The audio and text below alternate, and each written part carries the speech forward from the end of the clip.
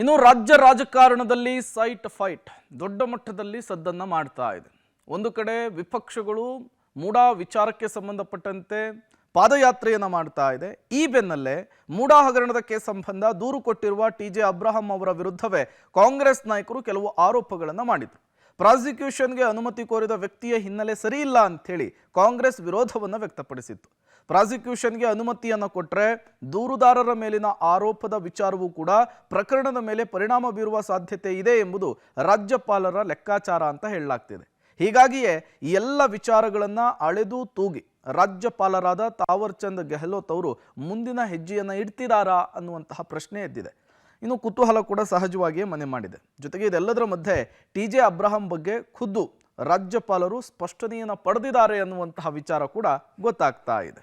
ಹೇಳಿರೋದೆಲ್ಲ ಸರಿ ಐತೆ, ಟಿ.ಜೆ. ಅಬ್ರಹಾಂ ಸರಿ ಇಲ್ಲ. ಸ್ಪಷ್ಟವಾಗಿ ಅವರಿಗೆ ಗೋಚರ ಆಗೋ ರೀತಿಯಲ್ಲಿ ನನ್ನ ಮೇಲೆ ಏನೇನು ಆರೋಪ ಮಾಡಿದಾರೋ ಅದಕ್ಕೆಲ್ಲ ಉತ್ತರ ಕೊಟ್ಟು ನನ್ನ ವಿಶ್ವಾಸ ಸ್ಯಾಂಕ್ಷನ್ ಫಾರ್ ಪ್ರಾಸಿಕ್ಯೂಷನ್ ಕೊಟ್ಟೇ ಕೊಡ್ತಾರೆ. ಅಲ್ಲಿ ಹೇಳಿರೋದೆಲ್ಲ ಸರಿ ಐತೆ, ಟಿ.ಜೆ. ಅಬ್ರಹಾಂ ಸರಿ ಇಲ್ಲ. ಸ್ಪಷ್ಟವಾಗಿ ಅವರಿಗೆ ಗೋಚರ ಆಗೋ ರೀತಿಯಲ್ಲಿ ನನ್ನ ಮೇಲೆ ಏನೇನು ಆರೋಪ ಮಾಡಿದಾರೋ ಅದಕ್ಕೆಲ್ಲ ಉತ್ತರ ಕೊಟ್ಟು ನನ್ನ ವಿಶ್ವಾಸ